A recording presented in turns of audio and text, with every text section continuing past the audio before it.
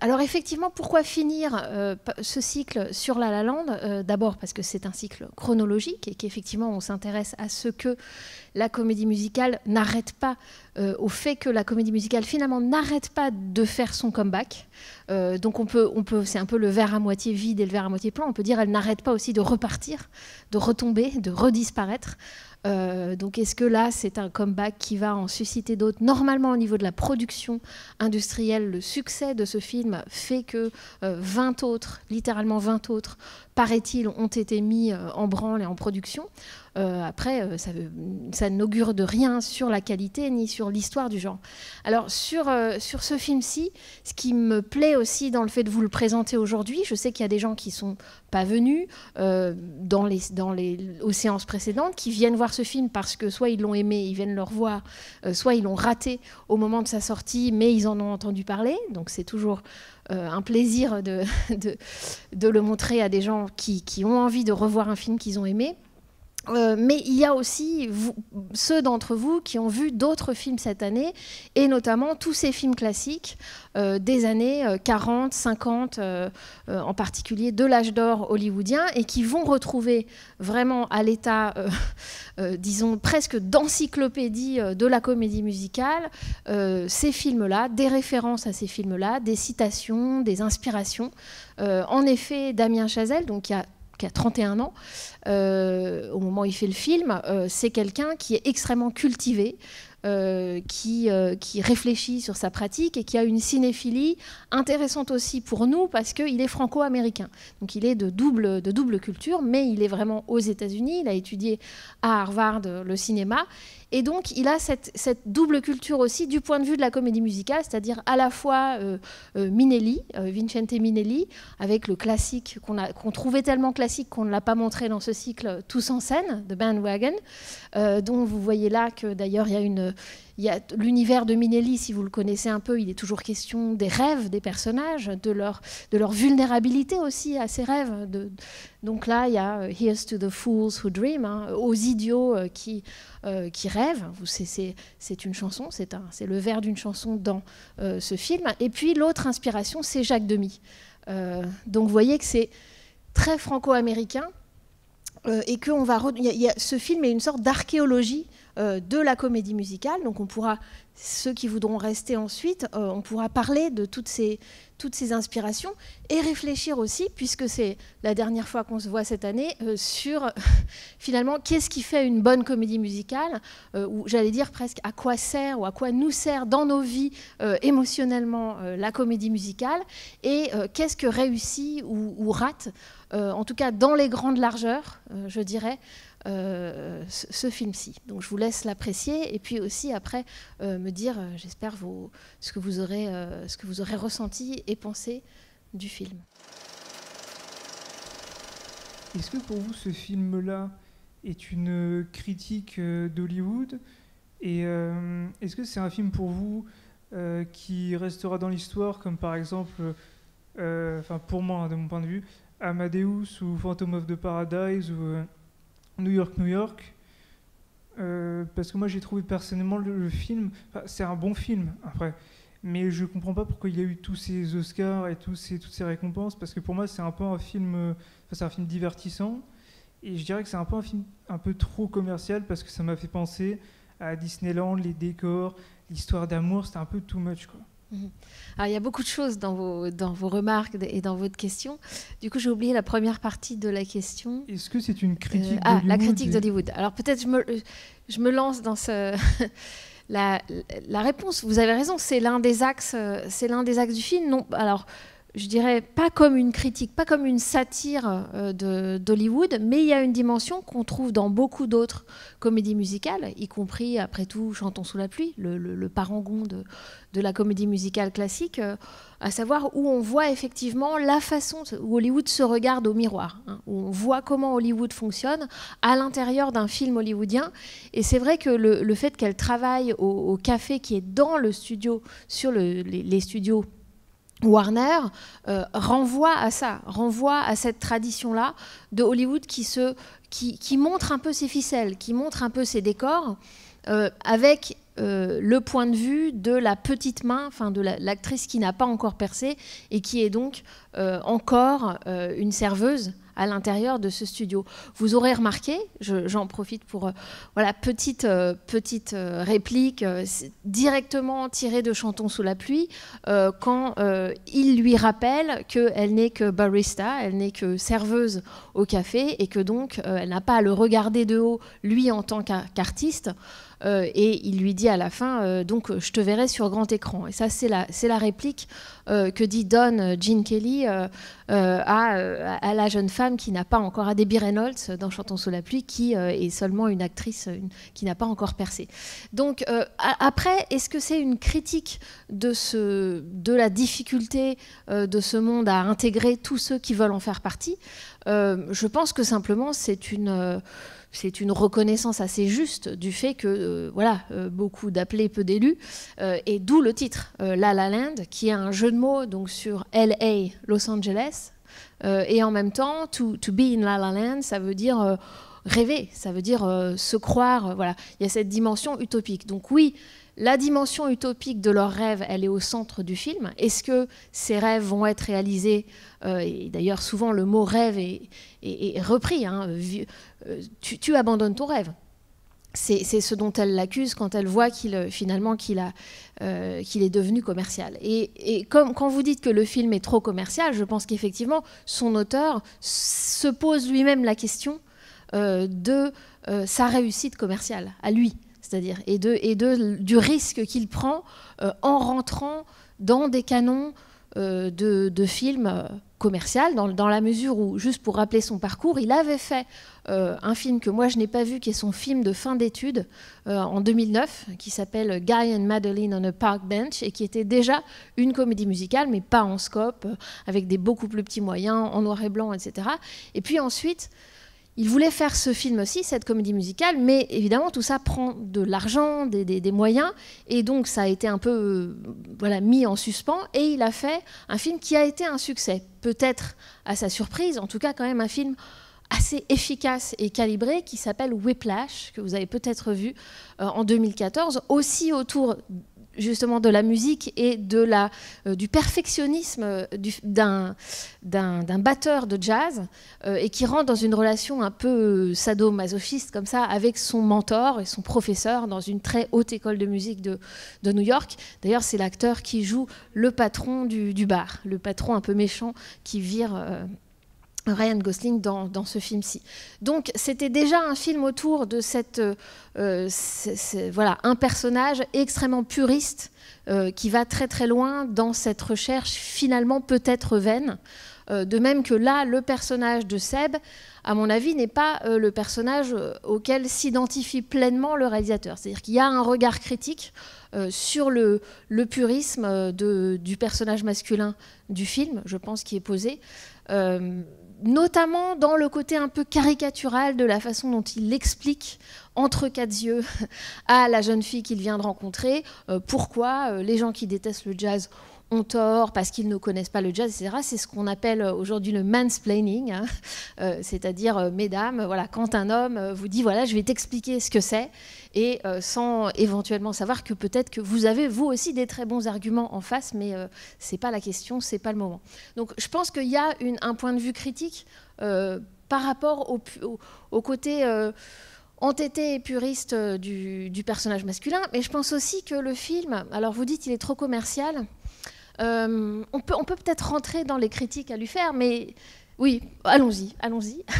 Je pense qu'il y a plus précisément, c'est un film, d'abord, qui, s'il vous donne cette impression d'être un film commercial, c'est parce qu'il respecte, il coche des cases, on pourrait dire, dans l'écriture, dans le développement dramatique de son récit. Il y a des blocs comme ça, qui sont d'ailleurs assez marqués dans le récit. Il y a souvent des points d'orgue à la fin de ces blocs narratifs, avec souvent un fondu au noir. Ensuite, donc on a une impression assez massive d'un récit qui sait exactement comment il est écrit, voire de manière d'une formule en fait, des formules d'écriture, et effectivement ça correspond à peu près à des formules d'écriture, jusque dans par exemple la façon dont ils se rencontrent, et d'où à la première rencontre, ça se passe mal. Ça, c'est une sorte de cliché de la rencontre amoureuse, qui est un peu poussé, alors je trouve de manière assez comique. C'est pas love at first sight, l'amour au premier regard, c'est l'amour au premier doigt d'honneur, hein, puisque c'est quand même, il y a quand même ce côté hostile de road rage quand ils sont au début. Mais malgré tout, le film suit comme ça quelque chose d'assez rodé du point de vue du récit, avec quand même une forme de monstruosité, on pourrait dire, finale, et peut-être qu'on peut en parler tout de suite, qui est le choix de placer le ballet, on pourrait dire, le ballet du film, ce qui est l'équivalent du ballet dans la comédie musicale classique. Si vous avez vu ou revu ici Un Américain à Paris, ce très très long ballet à la fin, 17 minutes, voilà, d'autres comédies musicales classiques, ou bien puisque visuellement il est plutôt calqué sur celui de Chantons sous la pluie, God a Dance. Hein. Donc cette partie extrêmement stylisée à la fin, avec des couleurs voilà, très artificielles, avec ce décor tout blanc à un moment, avec marqué Stage Door, où les personnages sont comme ça, très comme des cartoons, tout ça rappelle beaucoup toute la partie, ce ballet-là dans Chantons sous la pluie par exemple. Sauf que la monstruosité, le côté, disons, qui est inattendu, c'est que c'est en fait une fin alternative, quelque part. Ce fantasme de la fin qui est donc et si au lieu de nous séparer, nous étions finalement tout de suite, au lieu de me donner un coup en passant quand il a été viré, il m'avait embrassé fougueusement. Donc ce côté fin alternative qui lui aussi vient d'autres films, parce que moi je crois que l'un des problèmes de ce film-là, mais qu'on peut admirer aussi, c'est que tout vient d'autres films, mais absolument tout. C'est-à-dire que c'est à tous les niveaux, c'est une sorte de coupe archéologique de tout le cinéma. Alors pas seulement le cinéma musical. Je donne un exemple, comme ça un peu, parce que je reprends le film au début, ne serait-ce que son prologue, où il est écrit Inémascope et où tout à coup le cadre s'ouvre comme ça. Ça vient de Artist and Model, de La Blonde et moi, de Frank Tashlin. Voilà, chaque petite chose peut être rappelle toujours un autre film, ce qui n'est pas forcément une mauvaise chose, mais ce qui crée quand même une sorte de film un peu Frankenstein. Mais vous avez raison de citer New York, New York. Je ne sais pas si vous étiez venu le voir ici. Non, malheureusement, j'aurais beaucoup voulu le voilà, voir, parce qu'en grand, ça, pas pu le voir, voilà, c'était assez impressionnant. De le prendre, disons, ce film New York, New York de Martin Scorsese, 1977, donc avec Liza Minnelli et Robert De Niro. Effectivement, c'est l'un des grands modèles de La La Land au niveau du récit. C'est-à-dire, non pas l'histoire d'un personnage artiste et de savoir si, oui ou non, il va s'accomplir dans son art. Ça, ce serait plutôt Un Américain à Paris. Vous vous souvenez, ce peintre joué par Gene Kelly, ou même Chantons sous la pluie. Chantons sous la pluie, déjà, va davantage vers cela, à savoir, il y a le couple, et dans le couple, il peut y avoir éventuellement des intérêts divergents dans la réalisation professionnelle et artistique que chacun veut accomplir. Et ça va évidemment être porté très très loin dans New York, New York, qui est vraiment un point de rupture de la comédie musicale, mais qui lui-même, vous vous souvenez, est déjà alors on ne pouvait pas tout montrer dans ce cycle, et puis c'est un très long film, avec des parties manquantes en plus, pour lesquelles il y a des photogrammes qui restent à l'écran, mais je pense bien sûr à A Star is Born, Une étoile est née de George Cukor, en 1953 ou 4, avec Judy Garland, et qui est l'ancêtre du point de vue du récit et du point de vue visuel aussi, qui est et même du point de vue généalogique, puisque c'est avec Judy Garland qui est la mère de Liza Minnelli, je l'avais dit, donc qui est l'ancêtre de New York, New York. À savoir des carrières, comment dire, non pas rivales entre l'homme et la femme dans un couple, mais disons qu'il y en a un qui est en pleine ascension et l'autre qui va être en déclin. Voilà. Et c'est cette asynchronie qui d'habitude est réservée au cinéma, disons dans le mélodrame classique, est réservée à l'amour. Hein. Quand l'un est très amoureux de l'autre, l'autre personnage est déjà passé à autre chose ou n'est pas encore tombé amoureux. Ça, disons que c'est le schéma mélodramatique classique, sauf que dans les films à contenu musical ou à carrière artistique, des backstage musicals, ça se passe dans le monde artistique et c'est plutôt quant à la renommée et au succès. Et donc A Star is Born, c'est ça, c'est la tragédie de quelqu'un qui découvre une actrice, qui la magnifie, qui l'aide à devenir une étoile, mais qui lui, en tant que star lui-même, décline au même moment. Donc New York reprend ça, mais en un sens avec une forme de modernisme, même s'il est situé à la même époque que ces comédies classiques. Vous vous souvenez, il y a un traitement à la fois visuel, à la fois des scènes de ménage, de la grande violence. Vous vous souvenez des disputes du couple, notamment cette scène en voiture où ils finissent par avoir un accident où elle est enceinte. Voilà. Il y a une très très grande violence. Alors, le schéma de New York, à savoir, finalement, on va aller chacun de son côté, et c'est ça la vie, c'est-à-dire ce serait ça la vie réelle, c'est une sorte de post-classicisme, où on ne fait plus semblant, comme dans les comédies de l'âge d'or, que finalement, à la fin, tout ça peut très bien aller, et puis tout le monde va se réaliser, les deux vont se réaliser, et en plus s'aimer, et en plus avoir des enfants, etc. Donc effectivement, il y a cette rupture New York, comme si on ne pouvait plus revenir, et c'est pour ça qu'on a montré le film de Coppola, ensuite... One from the Heart, parce qu'il me semblait que ce film avait pris acte, tout en expérimentant de manière visuelle des choses très très années 80, avait pris acte de ce côté un peu brisé des rêves de la comédie musicale des années 50. Et ici, et c'est là où vous avez raison de sentir qu'il y a quelque chose de commercial dans l'intention de tout ça, c'est que je pense qu'il veut tout. C'est-à-dire qu'il veut jouer sur tous les tableaux. Donc il veut à la fois ce côté brisé, postmoderne, très contemporain, réel, on pourrait dire, finalement, toi tu vas à Paris, c'est ta vie, moi ma vie, elle est ici. Voilà, ça ce serait, disons, le réalisme que tout spectateur contemporain peut comprendre, et d'une génération, on pourrait dire, ultra-individualiste, par exemple, pour qui le mariage ne signifie pas, enfin n'est pas l'institution qu'elle a été, la famille non plus. Bon. Donc il y a ce niveau-là. En même temps, je dis il veut tout parce qu'en nous donnant cette fin alternative, ce faux happy end, cette espèce de happy end fantasmé, finalement, il nous donne quand même le happy end. Il nous donne quand même la satisfaction de spectateurs de les voir s'embrasser, de les voir vivre à Paris, de les voir... Bon. Donc voilà, ce que je veux dire, c'est qu'il joue sur tous les tableaux en croyant du coup remporter la mise. Et effectivement, on peut trouver que à trop embrasser, il manque d'authenticité.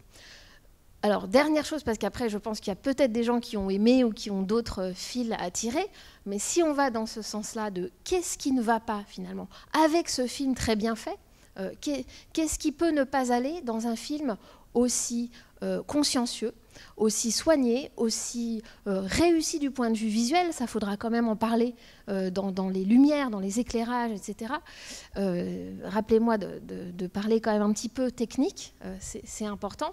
Et aussi un film qui est fait, je dirais, avec la sincérité auteuriste qu'on peut connaître à son réalisateur et qui travaille avec, je l'ai peut-être déjà dit, mais son camarade, son ami de fac, le musicien, calqué quasiment sur la relation Jacques Demy-Michel Legrand, le compositeur Michel Legrand, qui vraiment fabriquait ensemble les films, et Demoiselles de Rochefort, et avant Les Parapluies de Cherbourg. Donc c'est quelqu'un qui a bien compris, qui a sincèrement aimé cette tradition, et qui fait aujourd'hui, avec les moyens qu'il a, c'est-à-dire pas si énorme que ça, ne me demandez pas le budget, j'oublie les chiffres, c'est un film de l'industrie hollywoodienne, mais il n'est pas du tout délirant du point de vue du budget, donc vraiment il est tout à fait bien fait. Et pourtant, pourquoi il nous manque, il nous laisse une impression de manque, alors qu'on peut avoir aimé, et si vous êtes venu le voir, j'en suis contente, Summer Stock, par exemple, qui est un film pas très connu ici en France, assez mineur, disons, dans l'histoire du cinéma, puisque vous parliez de qu'est-ce qui va rester à la postérité ou pas, avec Gene Kelly. Et Judy Garland, et dont on a l'impression que peut-être que c'est une petite historiette à la campagne, mais tout tout est là et on sort et on est nourri. Donc qu'est-ce qui, dans ce film-ci, qui a l'ambition, qui a une ambition supérieure, manque? Et j'y ai réfléchi, et vous ne serez peut-être pas d'accord. Je pense qu'il y a un problème d'écriture du récit, et il manque des gens dans ce film. Je pense qu'il manque ce que vous avez vu si vous avez revu les films qu'on a montrés ici, à savoir il manque des intrigues secondaires, il manque un autre couple, il manque des scènes un peu comiques. Si vous pensez à Chantons sous la pluie, il y a tout le personnage joué par Donald O'Connor. Voilà. Et malgré toute sa connaissance des comédies musicales classiques, malgré les 2 heures qu'il occupe, parce que c'est quand même un film de 2 heures, bizarrement, on a l'impression qu'il a oublié d'écrire des intrigues parallèles et d'écrire des contrepoints, en fait. Donc on ne se concentre que sur l'histoire de ce couple, avec bien sûr la frustration, qui peut être une frustration émotionnelle de notre projection personnelle de spectateur, que ce couple en plus n'en est pas un. C'est-à-dire que finalement, il a très peu de temps dans le traitement narratif comme couple. Et vous aurez remarqué que les moments de bonheur quasi conjugal, enfin les moments de bonheur amoureux, sont traités du point de vue du montage, souvent en ce qu'on appelle séquence de montage ou séquence en accolade, hein, c'est-à-dire qu'on met ensemble des plans, mais on n'en entend pas les dialogues et on les relie par de la musique. Donc il y a un côté un peu clip, si vous voulez, de défilement, de bons moments passés ensemble. Et puis, clac, il peut y avoir une ellipse jusqu'à l'ellipse la plus importante des 5 ans plus tard, avec ce décor. Vous aurez remarqué que le décor qu'on aperçoit sur le studio lot de la Warner à la fin, avec le palmier, c'était déjà celui qu'il voyait quand Sébastien rendait visite à Mia à son café sur le studio lot de la Warner et qu'il y avait un film qui était en train de tourner. Donc quelque part, ils ont déjà vu le film dans lequel ils allaient être, et il y a ce côté de surplace finalement dans le film qui est peut-être, en tout cas qui est peut-être quelque chose de très conscient de sa part, mais qui est là dès le premier ballet d'ouverture du film, qui a un autre problème, cette scène d'ouverture, parce qu'elle est très, je ne sais pas si ça vous a fait ça, elle est très différente en fait du reste du film. Vous vous souvenez, donc toute cette scène sur l'autoroute de Los Angeles, à la fois hommage à Weekend, le film de Jean-Luc Godard, oui, et en même temps qui rappelle bien sûr la séquence d'ouverture des Demoiselles, l'arrivée des camions avec les bateaux dessus, les motos des forains. C'est-à-dire qu'on en avait parlé, cette séquence d'ouverture par le pont transborder de Rochefort, c'était une entrée dans la mécanique fictionnelle et dans la mécanique magique presque du monde de la comédie musicale. Une sorte de pacte conclu avec le spectateur, qu'il va y avoir des machines, il va y avoir de la mécanique, mais que cette mécanique, elle est comme au théâtre, c'est une mécanique qui va pouvoir produire une forme de magie, donc qui ne va pas se réduire au côté plombé des camions et quelque chose va être transbordé. C'est la promesse qui est faite au début des Demoiselles de Rochefort. Voilà. Est-ce que cette promesse-là, elle est accomplie, elle est véritablement remplie dans ce film-ci? Il me semble aussi, comme vous, même si je l'ai vu plusieurs fois et que je suis parfois plus indulgente à une vision qu'à une autre, mais effectivement, il me semble que pas tellement. C'est-à-dire qu'il essaye beaucoup de mettre de la magie, de mettre de l'envol, et que ça ne réussit pas toujours. Mais bon, je ne veux pas... Alors, il y a deux... Alors, le bas et le haut. Oui, moi je me posais aussi la même question que vous, à savoir pourquoi j'étais pas aussi emballée que ça. Alors bon, ce dont je suis sûre, c'est que j'adore la bande originale. J'adore toute la partition musicale. Et justement, c'est génial, il y a une très belle partition, mais il y a une déception. Et la déception, je pense qu'effectivement, c'est parce qu'il n'y a que les 2 personnages principaux. Et comme il y a très peu de danse, tout de même, ça manque vraiment, je trouve. Et il y a une belle promesse au départ, comme vous dites, Et après, en fait, on n'a plus de danse, pour ainsi dire, très peu. Et donc, on est déçu par rapport à cette belle partition qui ne va pas être remplie par, effectivement, et la narration et les personnages secondaires. Donc, j'ai l'impression que le réalisateur remplit ses manques en faisant beaucoup de gros plans sur les deux personnages principaux. Et c'est presque lassant par moments. On a envie que ça soit rempli par autre chose. Et entre autres par des pas de danse. Voilà. Oui, ce soir, je le sentais, par exemple, ce que vous dites des gros plans, je le sentais dans la salle, je ne sais pas comment. J'avais l'impression que plusieurs d'entre vous partageaient ce sentiment que encore un gros plan sur Emma Stone. En même temps, elle est choisie de manière très complémentaire avec son partenaire. Il y a une sorte de contrepoint entre les deux. Vous aurez remarqué qu'elle a des yeux énormes, surexpressifs. Et comme elle fait plein d'auditions, elle doit passer par plein d'états émotionnels différents. On en rit, mais en même temps, on les voit, on les prend, ces états émotionnels, même s'ils sont joués. Et lui, il a des yeux de cochon rapprochés, rapprochés, enfoncés, et je pense éclairés aussi de façon à ne pas forcément contrebalancer ce défaut, ou enfin ce trait. Du coup, on a une impression peut-être de déséquilibre au profit du personnage féminin. On suit surtout quand même ce qui se passe dans les émotions du personnage féminin, il me semble.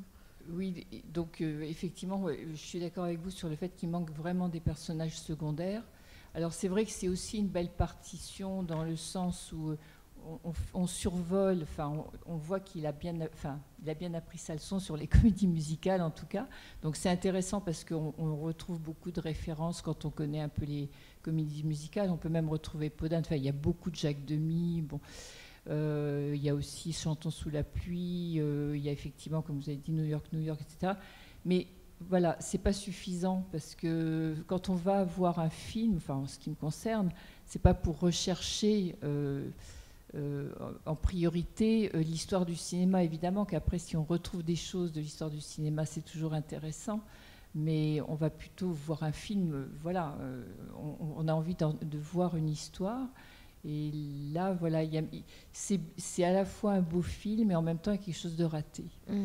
Et moi, je suis frustrée au niveau de la danse. Quoi. Oui, alors ça vous est propre aussi, cette question de la danse. Non, mais de l'équilibre de la danse par rapport à la chanson, c'est quelque chose, effectivement, qui est pensé par chaque comédie musicale. Comment on va gérer ça ? Et vous savez bien que Demy l'a géré de manière extraordinaire, tout en sachant qu'il avait je pense aux Demoiselles de Rochefort, en faisant des choix radicaux. Donc, soit en 64, avec les Parapluies de Cherbourg, en ne dansant pas et en faisant un opéra, c'est-à-dire en faisant chanter tous les dialogues, mais pas de manière lyrique, de manière à ce qu'on comprenne tout le parler normal, mais qu'il soit chanté. Donc ça, c'est un choix très très radical qui va refaire après dans Une chambre en ville. Soit ensuite avec les Demoiselles de Rochefort, beaucoup plus en référence à la comédie musicale classique, et idée géniale et encore radicale, carrément, puisqu'on n'a pas de très bons danseurs, on n'a qu'à importer et Gene Kelly et Georges Chakiris, qu'on voit, qu'il a vu dans Chantons sous la pluie. Et puis, pour les Demoiselles, c'est vrai que ce sont des actrices, donc elles ne chantent pas et elles ne dansent pas. Et pour le chant, elles sont doublées entièrement, vous vous souvenez.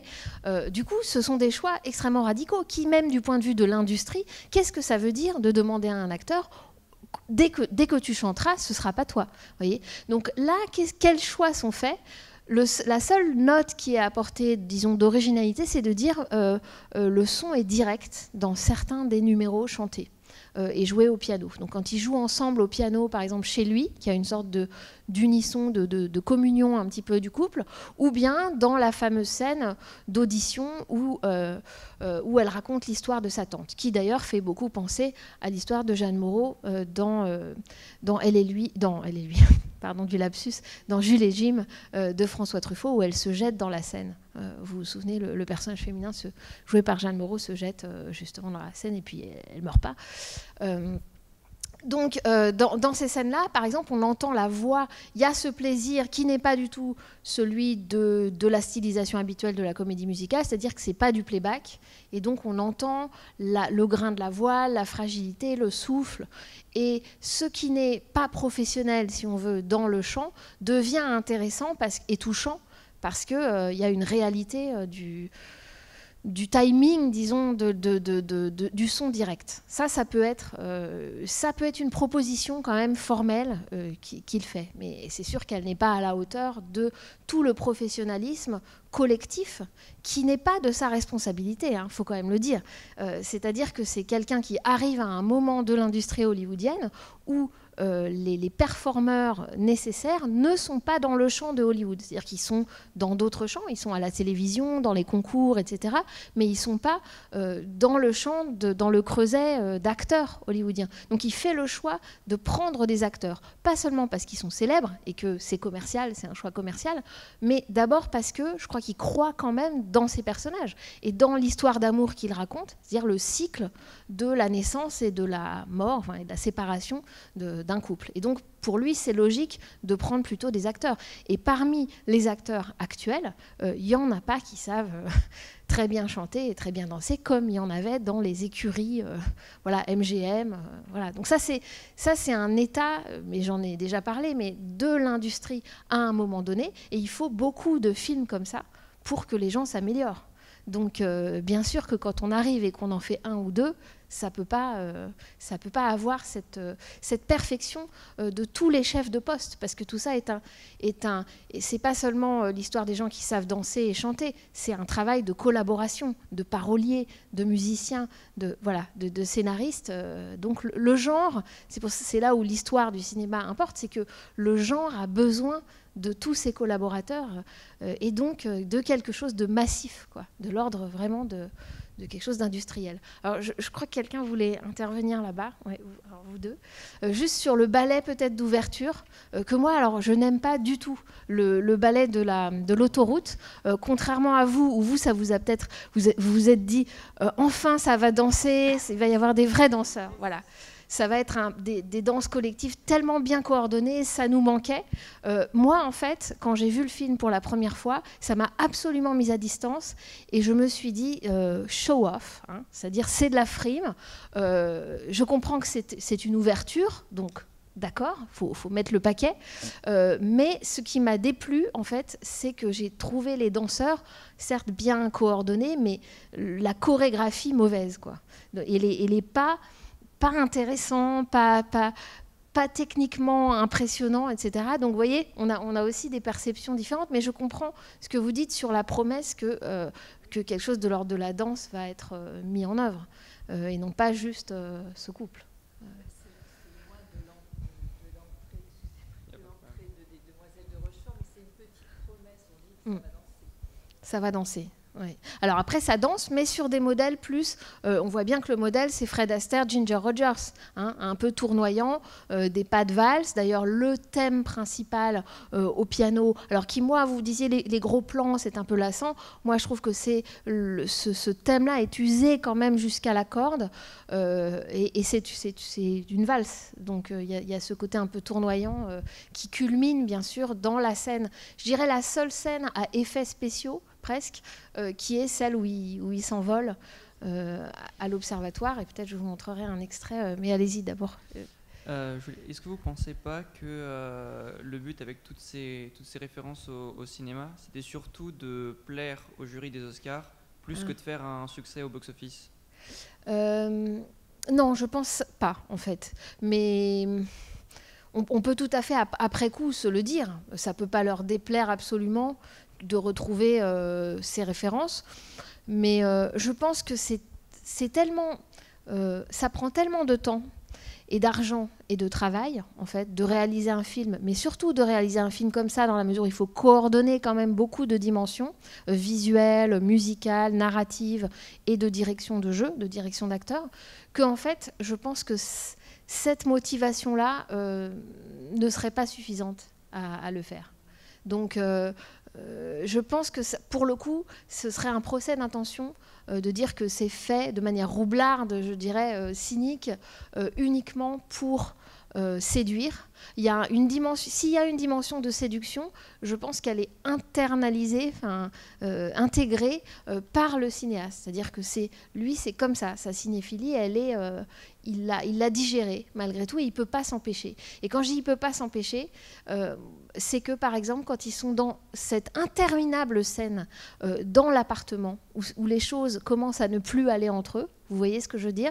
C'est-à-dire cette scène à partir de laquelle vous vous dites mais est-ce que je suis encore dans une comédie musicale? Car il y a 40 minutes, sans numéro chanté, c'est bizarre.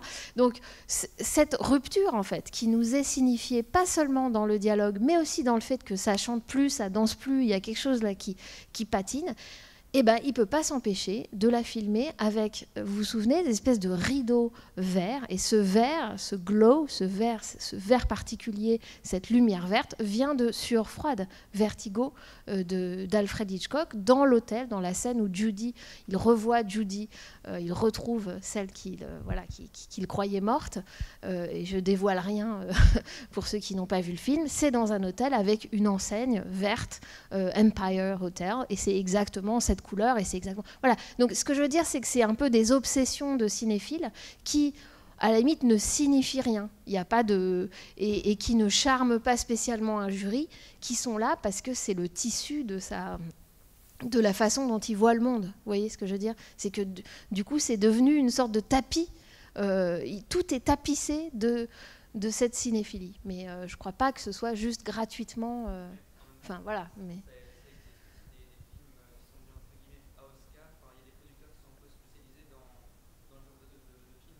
oui, bah, il en faut pour que ces films existent.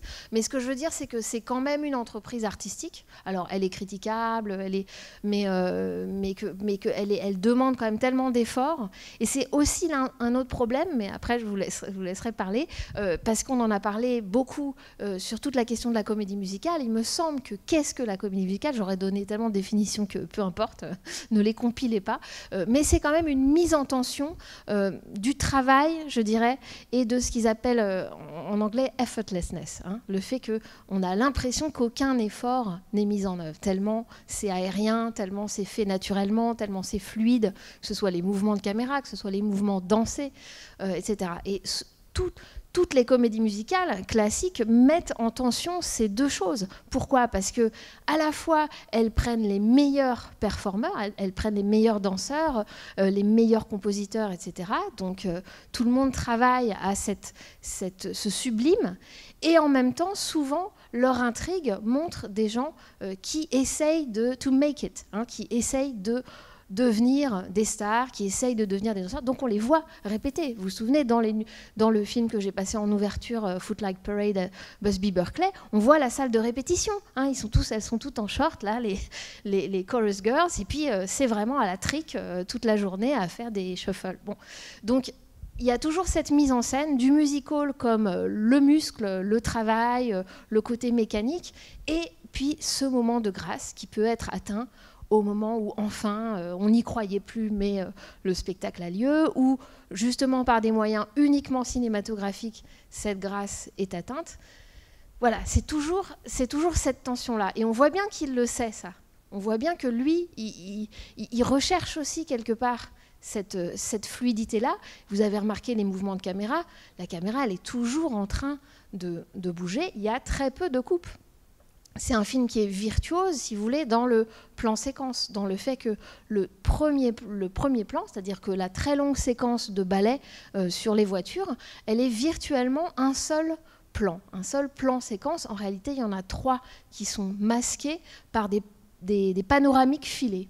C'est-à-dire que c'est quand la caméra pivote très vite d'un endroit à un autre et on peut masquer un raccord, donc une coupe. Mais très souvent, les scènes sont comme ça, ondoyantes, et ça vient effectivement de Minelli, de cette caméra très mobile, et ça correspond à l'idéal sublime, on pourrait dire, de cette comédie musicale qui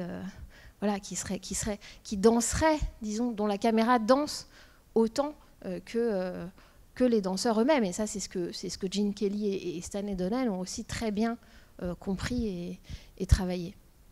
Je ne sais pas si j'ai... Oui, alors moi j'avais plus une question sur la partie musique. Je suis un peu novice en comédie musicale, mais je rebondis par rapport à ce que vous avez dit par rapport à son film Whiplash, que j'ai vraiment beaucoup aimé. Et je trouve qu'en fait, au départ, la tension, elle est un peu la même dans le sens où la musique, on sent que le personnage de Ryan Gosling, c'est vraiment... la musique, c'est tout pour lui, c'est quelque chose pour lequel il va donner toute sa passion, et c'est un peu ce que j'ai ressenti en voyant Whiplash, dans le sens où les deux personnages se confrontent, mais dans leur vision de la musique et le fait qu'il faut tout donner pour y arriver. Et je trouve qu'au départ, le film tend un peu à ça, dans le sens où c'est la passion qui est primordiale. Et finalement, je pense que moi, ce qui m'a gênée, c'est le moment où ça bascule, où finalement l'histoire d'amour prend le pas sur les passions des uns et des autres. Et du coup, l'aspect comédie musicale disparaît aussi un peu en ça. Et pourtant, c'est les passions, entre guillemets, des uns et des autres qui gagnent. Vous voyez ce que je veux dire ? Dans la fin, moi, je le sens plutôt, cette fin, comme une trahison, si vous voulez. Une trahison de l'esprit classique de la comédie musicale, à savoir, il y a une réconciliation possible entre justement la grâce et l'effort, entre ce qui est laborieux, ce qu'on met des années. Elle dit, ça fait 6 ans, ça fait 6 ans que j'ai quitté Boulder City et que j'essaye de percer et ça marche pas. Et puis le moment où... Or, qu'est-ce qui se passe dans le film ?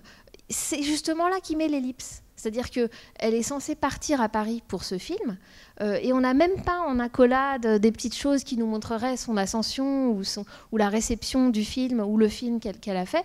On a tout de suite, voilà, elle descend de sa petite voiture de golfeur qui est utilisée dans les studios, et on voit le plan rapproché sur son talon interminable, qui d'ailleurs a pu être critiqué parce que les deux personnages ne réussissent pas de la même façon. C'est-à-dire que le talon aiguille est le signe de la réussite de la femme qui va au bout de cette féminité et qui en plus a évidemment un mari et un enfant, alors que l'homme, lui, est allé au bout de son art dans la solitude, passionné de l'artiste. Donc il y a un traitement un peu sexiste, enfin disons une distinction entre les deux genres qui est un petit peu choquant, de même qu'a choqué dans la réception anglophone, ça a été noté plutôt dans la sphère américaine et anglaise, le fait que les personnages noirs du film sont systématiquement relégués vraiment au second plan, c'est-à-dire utilisés quasiment comme des accessoires. C'est assez frappant dans la scène où il est sur la jetée. Encore l'une de ces scènes dont on croit qu'il y a un backdrop, un arrière-fond stylisé, de studio, alors que non. C'est-à-dire que c'est effectivement une jetée qui est près du Lighthouse Café, qui existe, qui a été créé en 1949, qui est un club de jazz de Los Angeles. Et il se balade et il prend la dame noire, 3 petits pas de valse, et puis il s'en débarrasse et il continue. Et c'est vrai que si on pense à tous les personnages noirs du film, ils sont présents, mais là on peut se dire pour le coup de manière un peu roublarde et un peu répartie comme ça. En tout cas, c'est ce qui a été noté dans... Mais c'est intéressant que vous disiez que c'est à partir du moment où il y a l'histoire d'amour que vous êtes un peu... Ce que je trouve, c'est qu'en fait, c'est une digression quasiment. Ils arrivent à leur rêve, mais ils sont poussés l'un et l'autre par leur histoire d'amour respective. C'est-à-dire qu'elle, elle va y arriver parce que lui, il l'a poussée. Et indirectement, lui y arrive parce qu'à un moment, elle lui dit est-ce que tu es sûre que c'est ça que tu veux faire ? Mais ce n'est pas leur propre passion qui va les mener au succès. Oui, mais ça, c'est vraiment le nœud d'une étoile aînée. C'est vraiment comment, à l'intérieur du couple, et aussi New York, il y a ces dynamiques-là, à la fois conflictuelles, de rivalité, au fond de rivalité, ce qui est moche quand on y pense, c'est-à-dire qu'on peut être amoureux passionnément et en même temps, en faisant le même métier, être des rivaux. Donc c'est très noir, c'est au centre de quelque chose de très noir.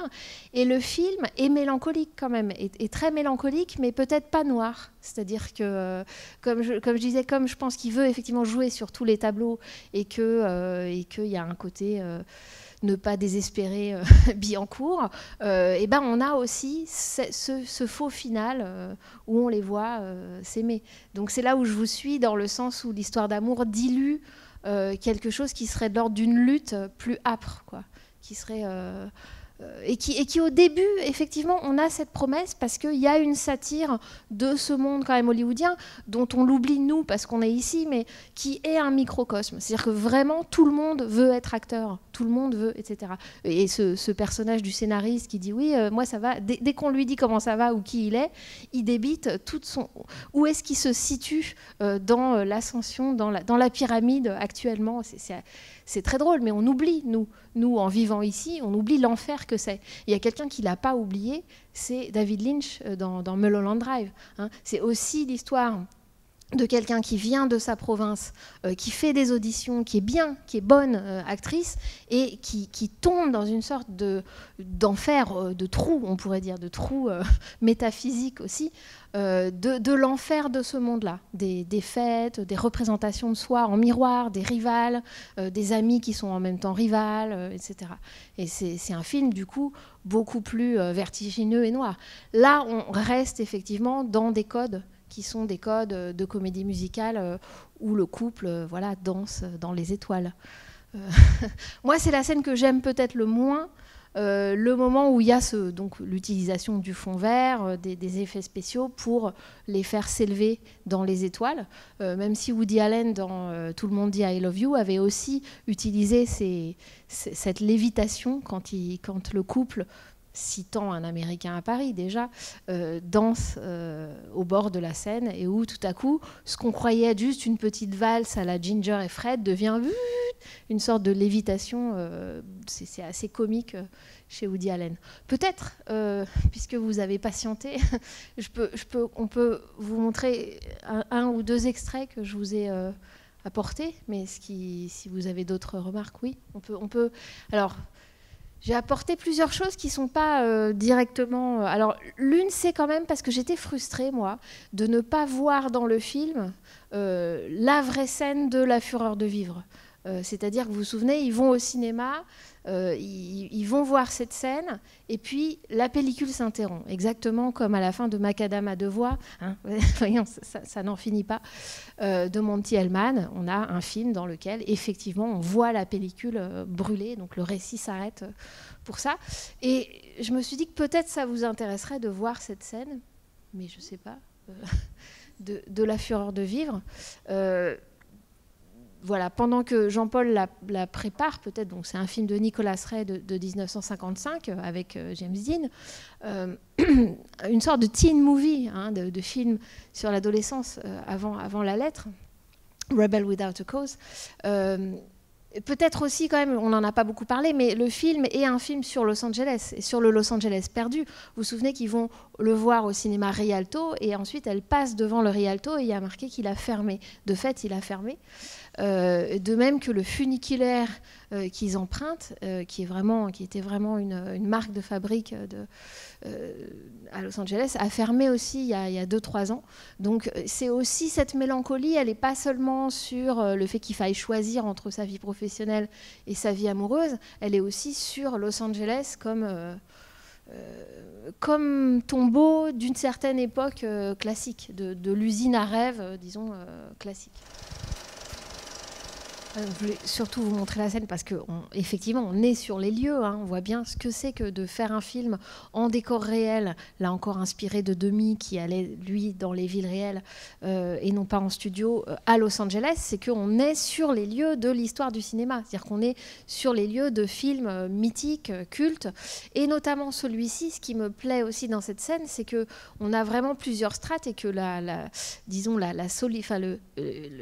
côté potache très érotique, enfin, l'érotisme comme ça adolescent qu'il y a, ils arrivent, ils s'allongent, tout ce côté salle de cinéma, du planétarium, et puis il y a une sorte de tour au cours de la séquence, de tour d'écrou, et on sent que tout à coup la fin du monde, ça leur parle aussi, et que ça parle à leur violence, et qu'il y a une sorte de mise en résonance de la solitude cosmique, quelque chose d'un vertige métaphysique avec leur solitude existentielle, enfin, ce qu'ils sont en train de découvrir. Donc avec À La La Land, on est déjà au-delà de ça, c'est-à-dire que c'est ça aussi, cette mélancolie, c'est que les lieux sont vides, on y arrive en couple, mais on est déjà après l'adolescence. Enfin, il y a quelque chose aussi de cet ordre-là, c'est pas l'espoir adolescent d'un couple qui se forme, c'est des gens qui ont déjà d'abord leurs priorités, et qui sont des priorités professionnelles, et ça fait déjà un certain temps qu'ils essayent laborieusement de les faire advenir. Lui, il veut pas devenir une star du jazz, il veut être propriétaire d'un club. Vous voyez, c'est ce côté adulte, propriétaire qui est un peu aussi décevant ou déceptif dans le film. Oui.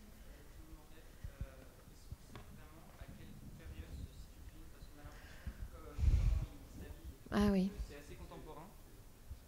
On a l'impression que, vu comment ils s'habillent, c'est assez contemporain.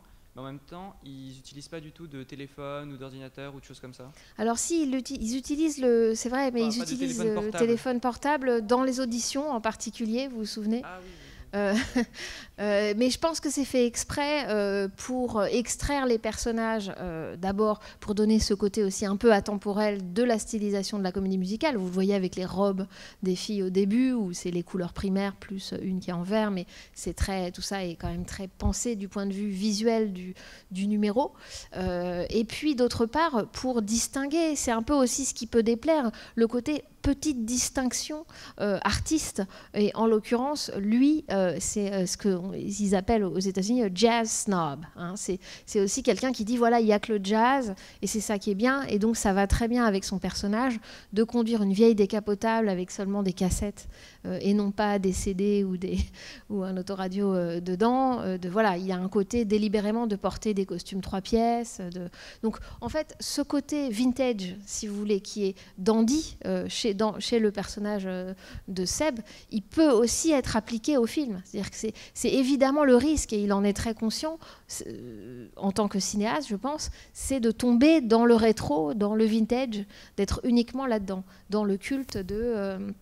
c'était mieux avant, quoi. C'était mieux quand il y avait des cassettes et pas des fichiers, etc.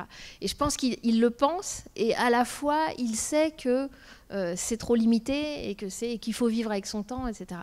Et ce tiraillement-là, c'est aussi, je pense, ce qui fait la mélancolie du film. De même qu'on peut se dire qu'il pense que le cinéma était mieux avant. Vous voyez, et pourtant, lui, il fait des films aujourd'hui.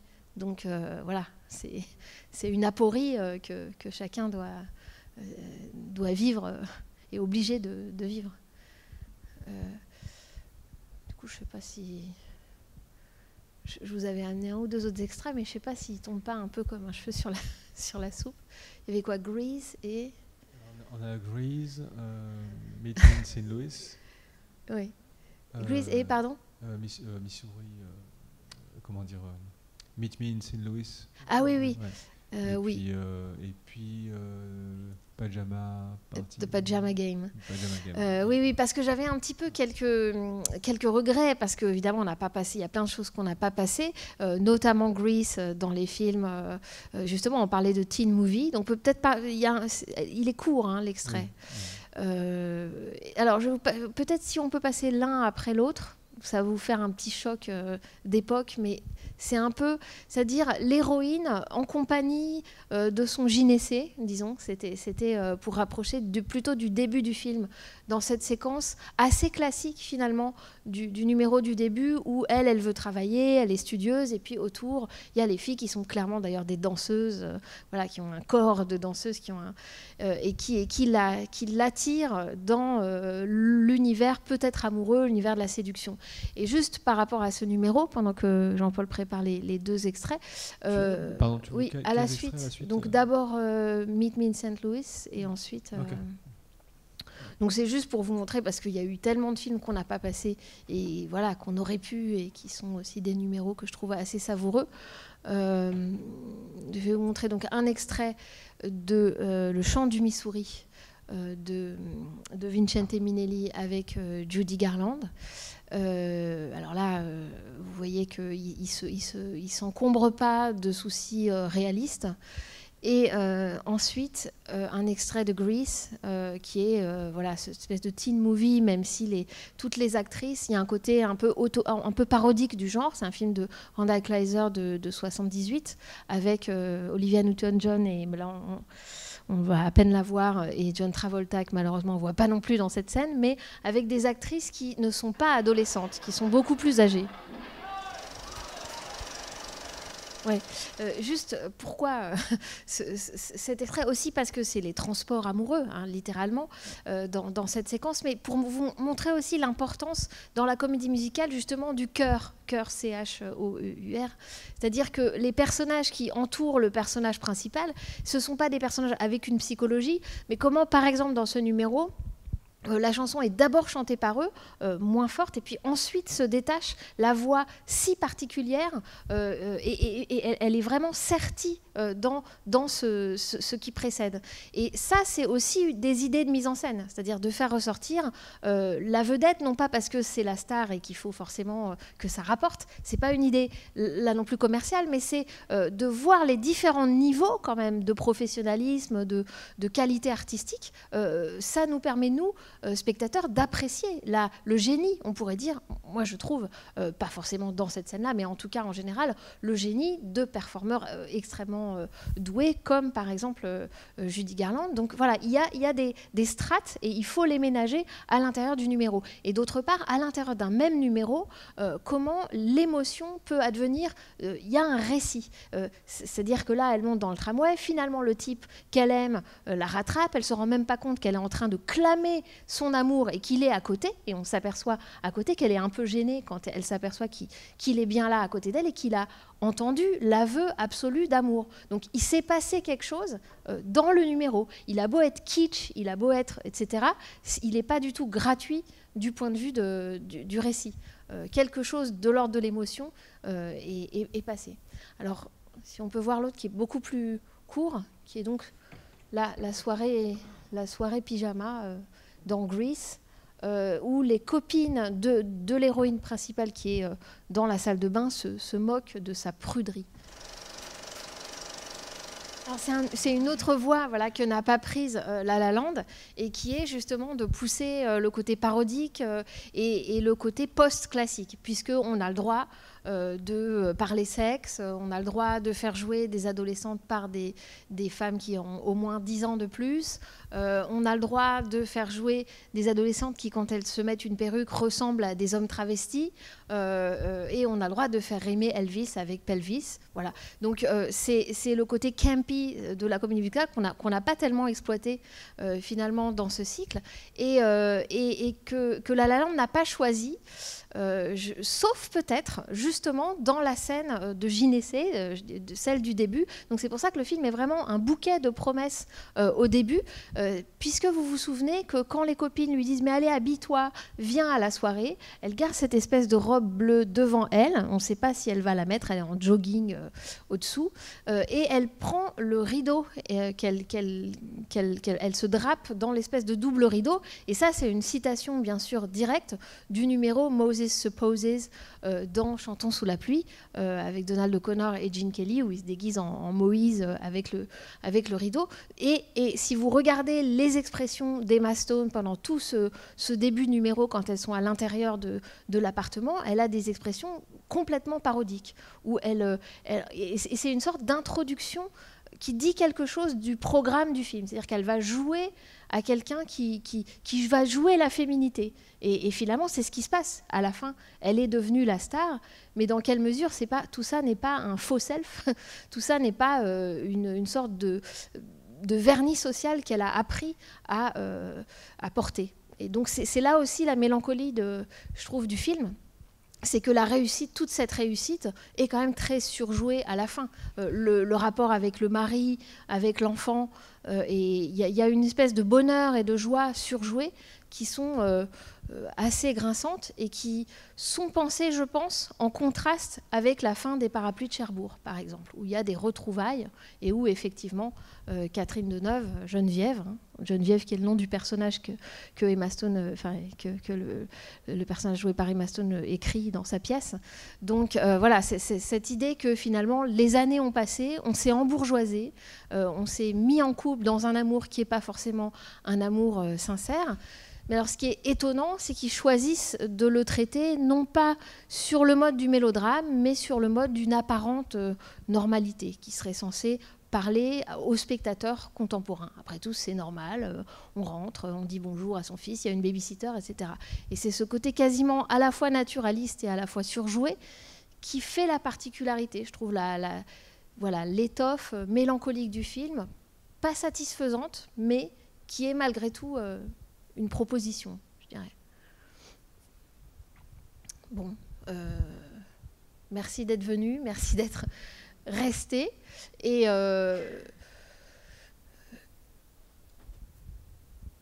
oui, je vous ai pas dit que pour moi, la déception, s'il y a une déception à ce film-là, c'est quand même qu'on est censé ressortir de toutes les comédies musicales, vous en serez d'accord, avec une joie.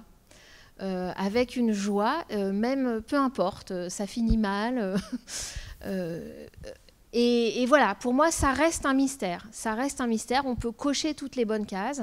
On peut réussir un exercice de style de manière brillante. On n'a pas parlé de la lumière et de la technique, je voulais en parler, mais juste vous dire que c'est tourné en 35 mm. Et que la scène, par exemple, sur la colline, sur les collines où ils disent « Oh, la vue est pourrie », c'est vraiment... Et puis, ou alors, c'est une belle... Non, ils disent plutôt « C'est une belle vue, dommage que ce soit nous ». C'est tourné en lumière réelle et en décor réel. Donc, c'est effectivement un crépuscule. Donc, c'est techniquement extrêmement difficile, avec par contre des lampadaires ajoutés. Mais voilà, qu'il y a quand même ce travail, cette technique qui est louable, mais reste une sorte de mystère vraiment qu'on aura peut-être abordé cette année par différentes voies, mais qui est comment produire la joie chez le spectateur. Vous vous souvenez que le titre du cahier préparatoire de Demy aux Demoiselles, c'était la joie. Donc je vous laisse sur ce point d'interrogation et j'espère que des réponses seront apportées l'année prochaine avec Renoir. Moi, je pense que Renoir, il sait quelque chose sur la capacité à produire de la joie au cinéma. Donc voilà, je vous donne rendez-vous après l'été, que je vous souhaite très bon. J'ai un ton un peu funèbre, hein.